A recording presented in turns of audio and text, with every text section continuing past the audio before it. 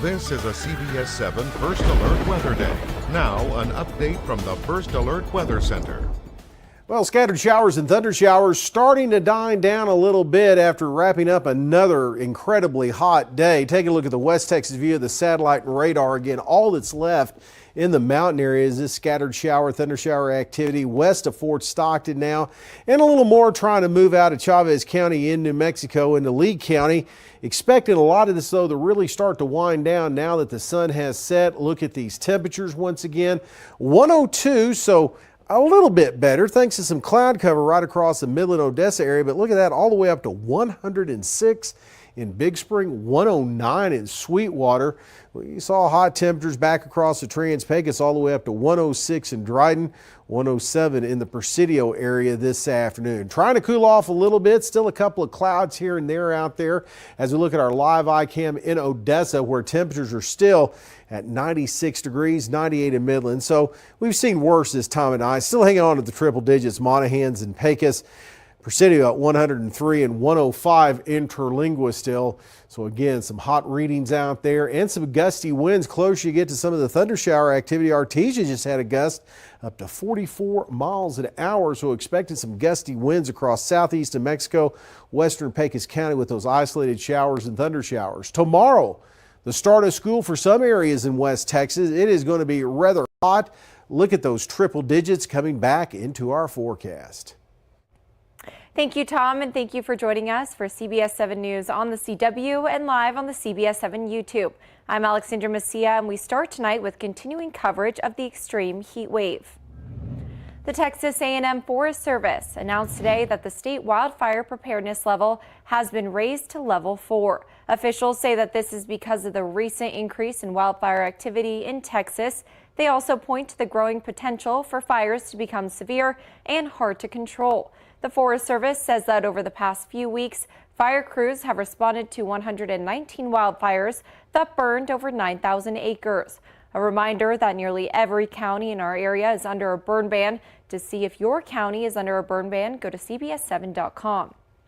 In Midland this evening, a trailer caught fire. The Midland Fire Department arrived on the scene and treated the property owner for smoke inhalation. The American Red Cross will be coming to assist the homeowner after 3 cars were damaged in addition to the single wide. The cause of the fire is still under investigation. They're not just looking at Wink Loving ISD and just the school. We're looking at Wink as a whole and how to better us as a whole community. Wink Loving ISD is partnering with Winkler County to bring 2 multi-million-dollar projects to its community. Their $11.5 million budget will create a sports complex and a new community pool.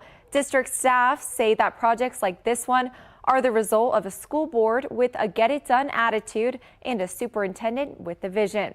Much of Wink Loving ISD's financial standing depends on property values related to oil production. As production has remained successful over the last few years, the district has been building a fund for community betterment projects. The complex and pool are a result of that. A great superintendent that has really used those resources to the fullest.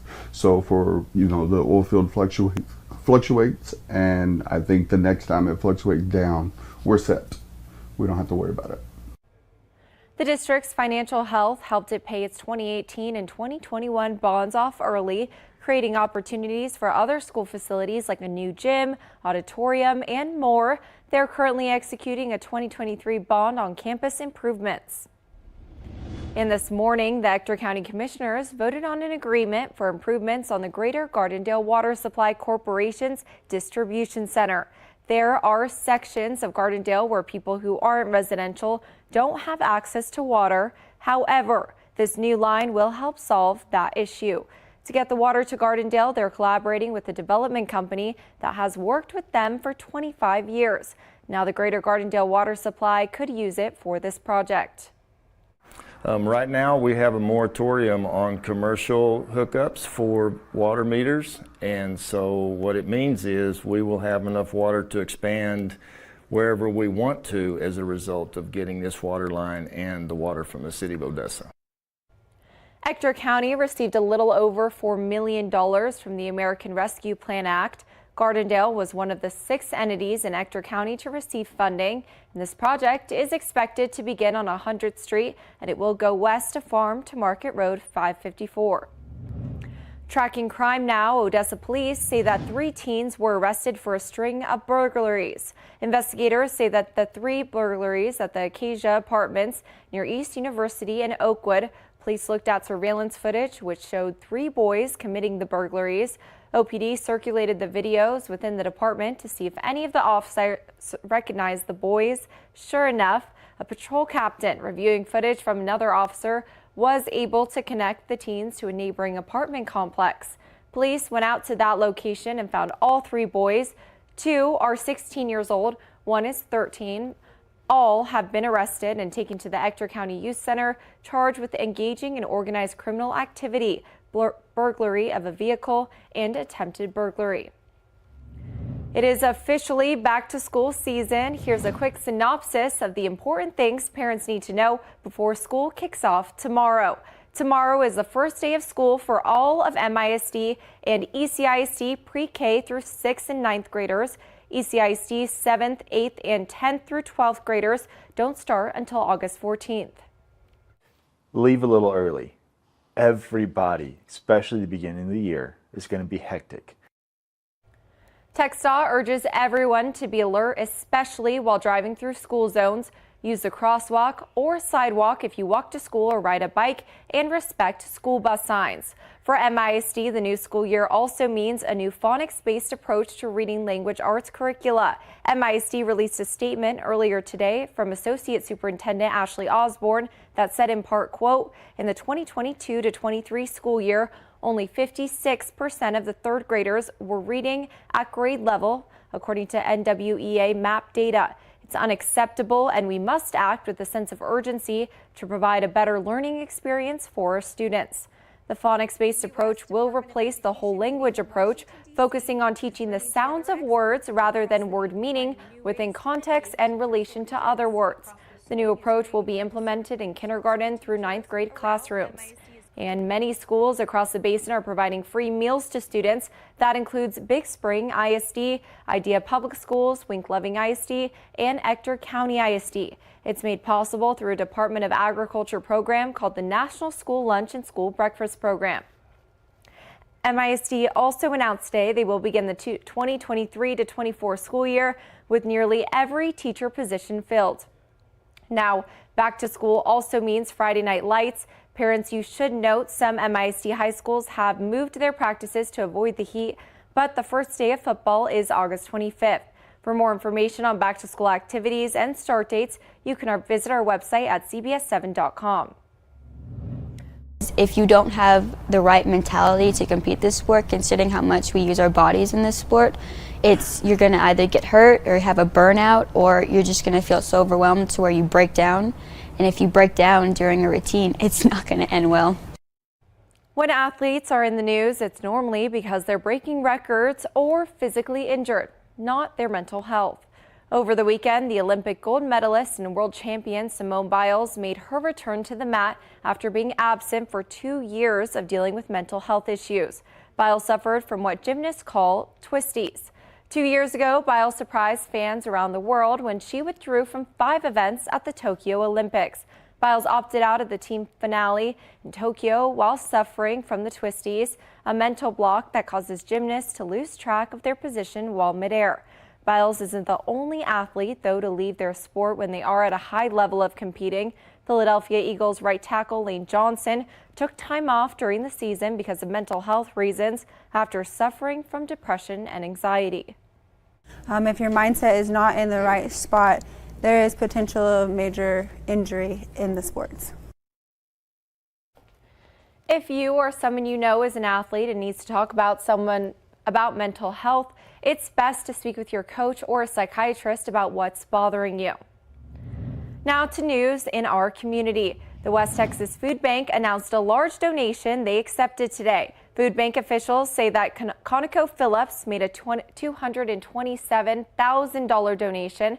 The West Texas Food Bank says that these funds will go towards transportation for the senior nutrition program and to expand it to over 600 seniors who've been waiting. Now for a look at today's top headlines shown here in real time with real viewers on CBS7.com. See all these stories and more by downloading our app or visiting our website at CBS7.com. And still ahead, 4 arrest warrants have been issued in connection with a riverfront brawl in Alabama, with the potential for more. What we know so far about the brawl circulating social media next on CBS 7 News at 9.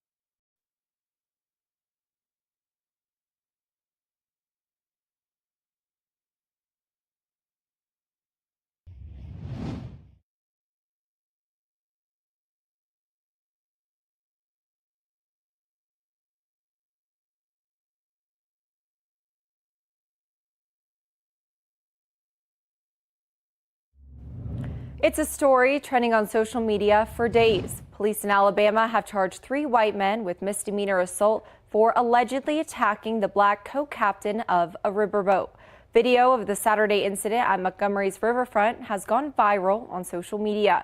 Police say it started when the co-captain tried to get the men to move a private pontoon boat from a dock spot reserved for a much larger riverboat called the Harriet II, so those passengers could disembark. After a heated argument, the brawl broke out with others in the area coming to the aid of the co-captain. While the Harriet was still out in the water, there was a lot of, I've seen finger gestures and comments and innuendos made at a distance. Of course, when the co-captain approached, that continued. Police are still studying videos and say more charges are likely. Well, we did see another extremely hot day in parts of West Texas. More heat to come. We'll talk about it next.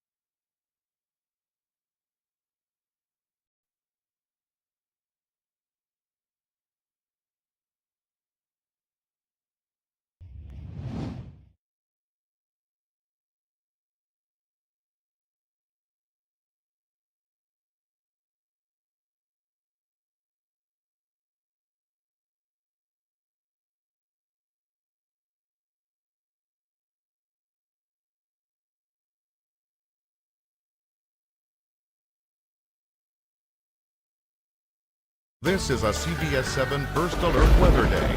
Now, an update from Chief Meteorologist Tom Tiefertiller. Well, we are going to be looking at more extreme heat across West Texas and southeast of Mexico. Taking a look at the high temperatures today. Again, a little bit of cloud cover does a lot for us as we saw temperatures only 102 degrees, hot enough. Got up to 106 in Big Spring, 104 in Pecos and Wink, and 105 plus from Fort Stockton down towards Dryden in the Presidio area. Look at Alpine. You know it's hot when it gets up above 100 in the mountain areas of West Texas.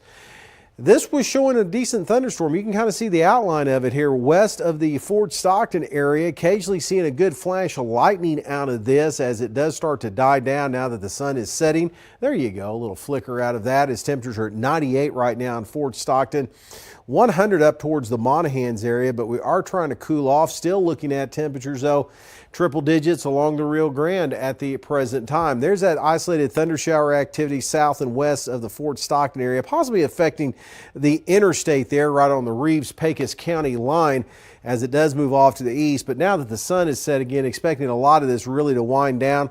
Little thunder shower activity dying here around the Artesia area has produced wind gusts up to 44 miles an hour. High pressure still in charge of the weather. You can see it really lined up here across the state of Texas, and it's not going anywhere. It's going to move a little bit back to the west here over the next couple of days, then back east as we move in towards the weekend. But overall, it's going to keep temperatures above 100 degrees here over the next few days. Again, a few showers, some thunder showers up near the Lubbock area, Amarillo, and then back across portions of southeast New Mexico. Then there's the stuff we had in the mountain areas. It's all forming up right along this stationary front here back into New Mexico there. So that front is going to serve as a focus for some isolated showers and thunderstorms, but for the most part, though, things are going to be pretty quiet as temperatures were hot today across the area, all the way up to 109 in Laredo this afternoon. It's here along the Texas Gulf Coast again, seeing those heat index values in the coastal bend up to 120 degrees plus in the afternoon hours. Back to West Texas again, we're going to see plenty of leftover clouds move across overnight tonight, and then the isolated showers, thunder showers after about 12 noon across parts of the mountain areas into the Trans-Pecos, maybe one or two showers sneaking into the Permian Basin. But the key word is isolated. So pretty quiet overnight tonight and rather mild as we'll only have those temperatures dropping down to near 80 degrees overnight tonight, and then tomorrow back to that wicked heat above 105 degrees, and that's really the trend for the rest of the week. High pressure tries to slide a little bit further off to the east this weekend. See temperatures drop down below 105 degrees, but overall it's going to be scorching hot. Hear about the Pecos Eagles and the Kermit Yellow Jackets in today's Pigskin previews after the break.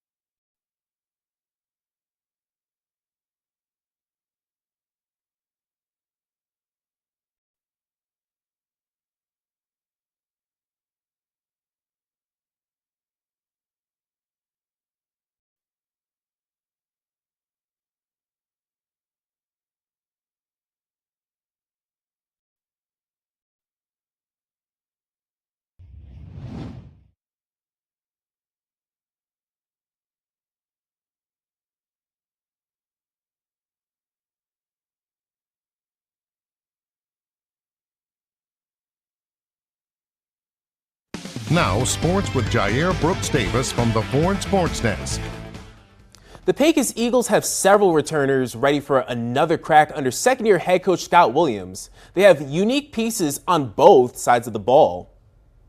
If the Pecos Eagles want to take another step in 2023, it'll begin with the defensive line. We've got a couple of returners. Alex Mendoza returning all-district defensive end. We've got Hector Rodriguez coming in. He plays D-tackle, had a good year playing for us. Brian Rueda. We got Jace Harris and Carlos Ramirez playing the nose guard. So our front four is going to be our strength. And the Eagles' frontline strength will have support flying right behind them in the secondary. We got some young low safeties coming up. Bubba Martinez, he's a playmaker. Rudy Quintela and Dominic Armendariz, they're all DBs. They play the ball real well. And on the other side of the ball, Colt Salgado will lead the Eagles in a spread offense for the second straight season. Just going to the spread offense opened up the playbook a lot more, and it was difficult at first, but going through the season we learned a lot more, and we were able to open up and do more of the stuff that we wanted to do. We're starting to get the hang of it now. Our receivers, our O-line, our whole offense is getting better every day. Johnny Morales and Caleb Paz will run the ball, while Salgado will lead the aerial attack with his wide receivers. Jesus Navarro, we have Jonathan Sandoval, Jared Brantley, and Dominic Armendariz. All four of those are good. They help the team a lot. They're all playmakers, and I think we got the best receiving core in the district right now. We just got to keep improving, and we got to keep growing. We got to keep, just doing what we do, and let's go out and believe that we can compete for championships. And staying out west, Kermit has a new coaching staff once again this year. Jacob Brandenburg has more on putting the sting back in the Yellow Jackets. Kermit is on its third head coach in 3 years. These kids are working extremely hard right now. They want to be good. They want to be good teammates. We just have a lot of learning. John Fellows comes over after 8 years at Alpine. He also had stops at McCamey and Ira Ann. I brought back one of my old good friends to run the defense, Coach Owen. He's actually a Kermit boy, so it was really nice to get him back here. He's going to run an attacking style 3-3 stack, and just trying to create some buzz and create some fun. Buzz is perfect for a swarm of Yellow Jackets. One, two, three, Jackets! On offense, it'll be all about tempo. We hired Coach Ernster. He's familiar to West Texas, and he's bringing in a fast-paced Baylor's type offense. It's a lot quicker. I like how we're a lot faster. We'll be ready. Offense is really fast. I like the pace of it, and we just get on the ball and go, go, go. We're gonna make teams tired when we play them. Mauricio and Devontae are excited about their teammates. Definitely, I say Jaden Bejarano. I want to shout out David Dobson and Bryson Bennett too. They're really big kids. We're looking at a young man like Gaviel. He's going to play that inside linebacker for us. He is a true blue-collar football player, and we like to have those kind of guys leading your defense. Kermit is seeking its first playoff win since 2007. The program did a good job last year. They won 4 ball games. They won more ball games than they have in the last 3 years. So we want to make sure that we build on that foundation also and build on that success. Never played in a playoff game before. We lost, but it's so fun. We got to win some games. We're hoping for a district championship. That's what I want my senior year.